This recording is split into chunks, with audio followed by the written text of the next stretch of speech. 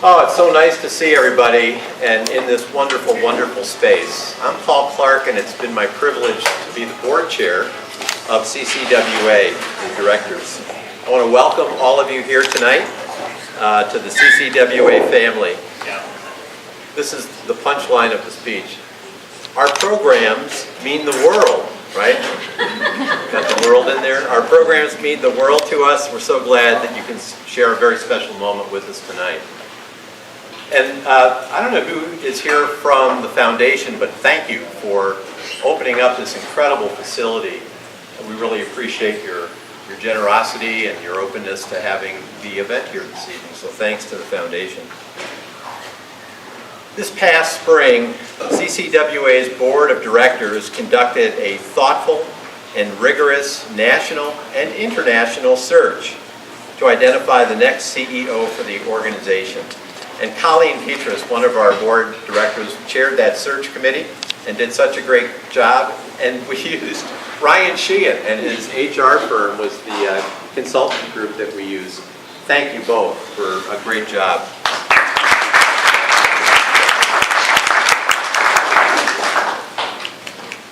And through that process, I get to introduce this evening, and I'm very pleased to welcome Marti Flacks as the new CEO of the Cleveland Council on World Affairs.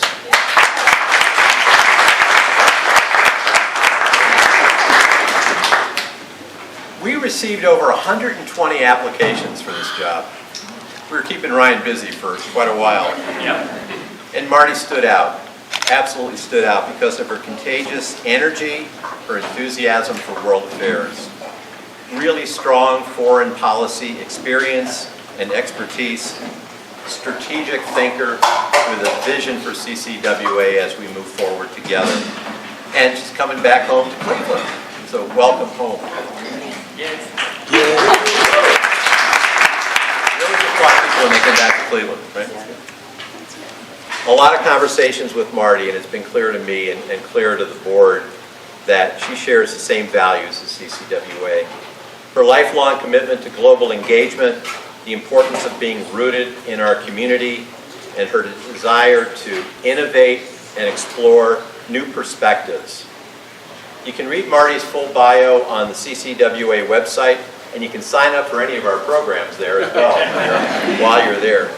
But I want to share just a couple of highlights from her very impressive foreign policy career. She most recently served as the first Deputy Assistant for the Supply Chain Center in the United States Department of Commerce, the International Trade Administration. She worked on issues relating to economic security risks. So think about the economic security risks of the supply chain. Earlier in her career, Marti worked at a very high level, consequential level at the National Security Council, the State Department, the Center for Strategic and International Studies, and the Business and Human Rights Resource Center, among others. There's a whole list you'll see on the website. So we're thrilled to welcome Marti to the CCWA family and looking forward to sharing her with the broader community as we move forward. So I'd like to now welcome Marti to the stage to meet, so you can all meet her and hear directly from her about her vision for CCWA. Ladies and gentlemen, Marti.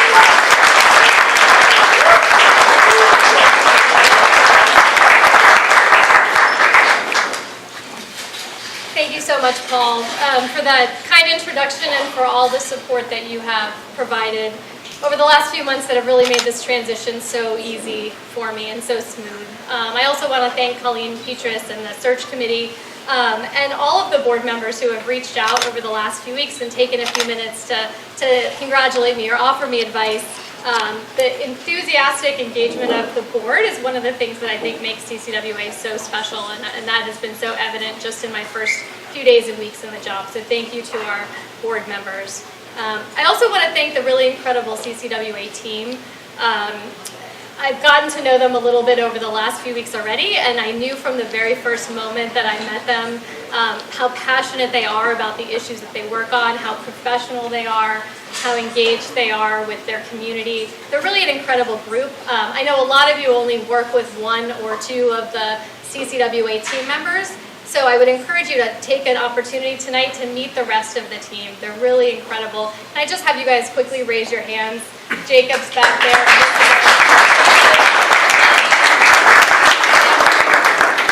Trey is around somewhere. Veronica's out sick. There's Trey. And our intern Ella. Really fantastic team. Just thank you so much for putting on tonight this wonderful event for us, but also the work that you do day in and day out.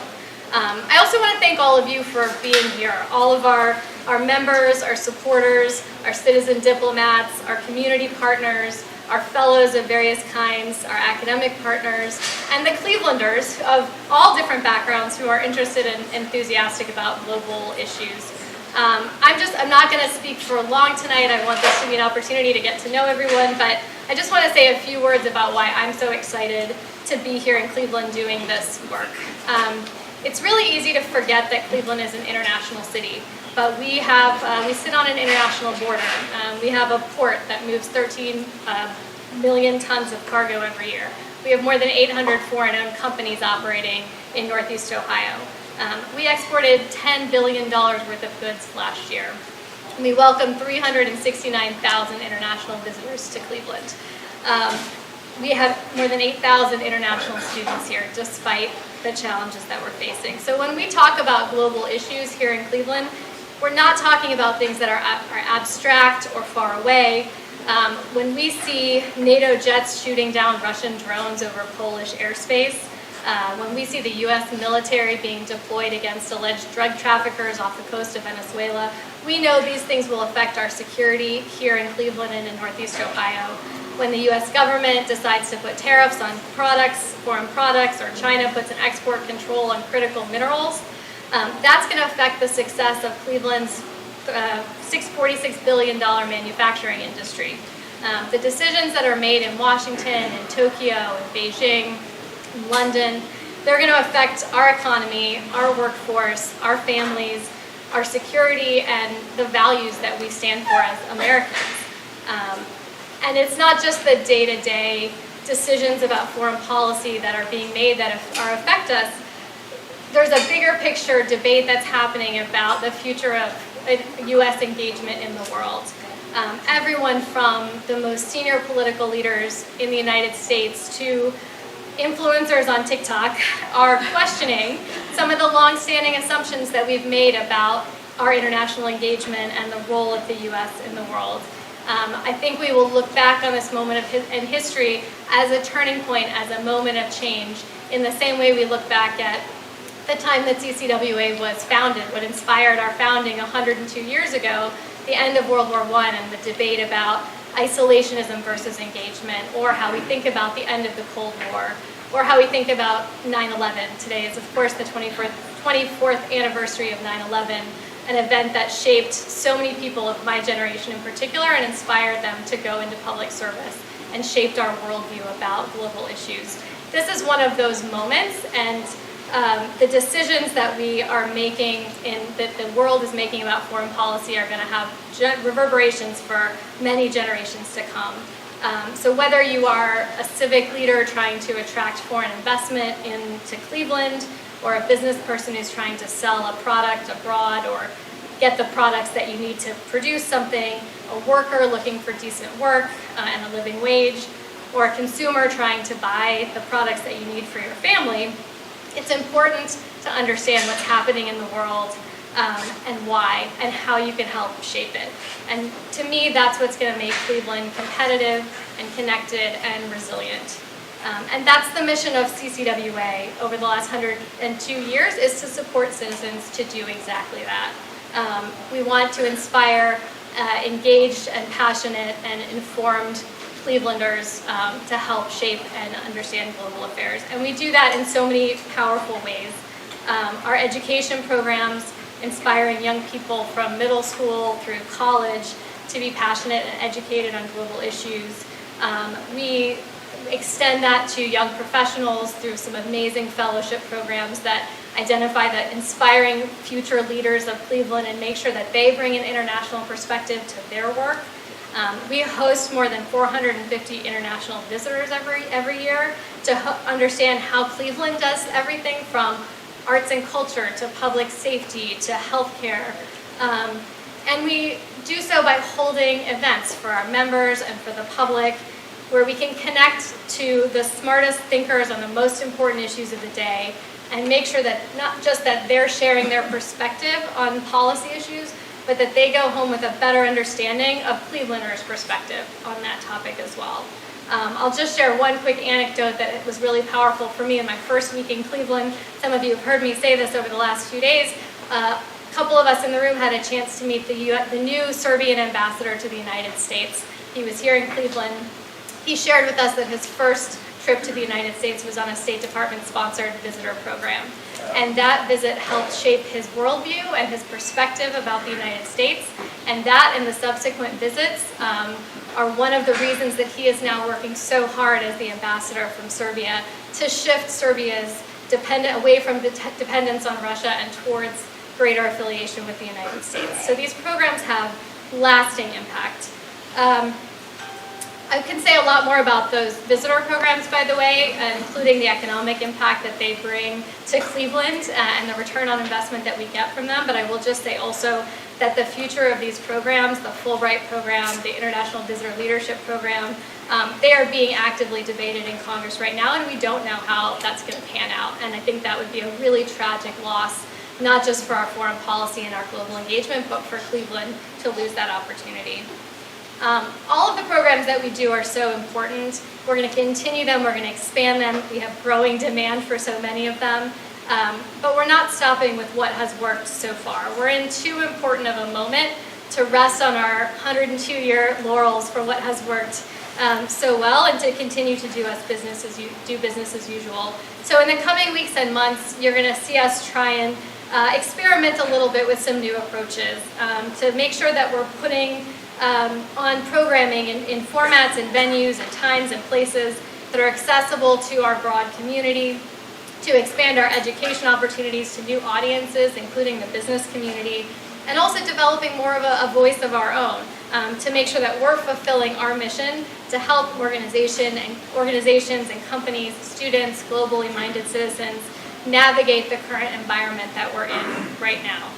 And that long-term that's going to help us navigate the short-term changes and the short-term shifts that we're seeing, but also set up Cleveland for success in the long term. We want to also cultivate the skills and passion that young Clevelanders and emerging leaders have for global affairs. And that piece is so important to me. As a native Clevelander, I grew up here in Solon. My parents are here somewhere. And it's you know...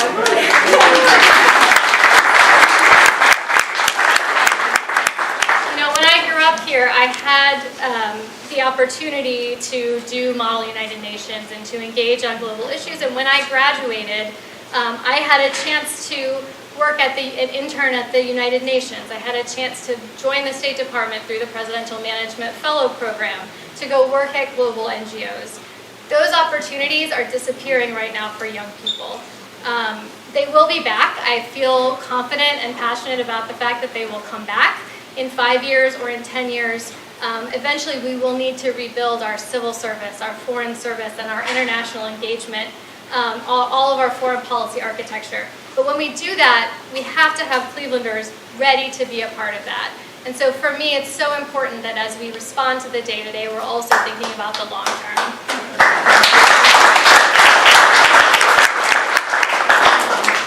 So to do that, we need all of your help. We're so excited to continue our mission, to expand it.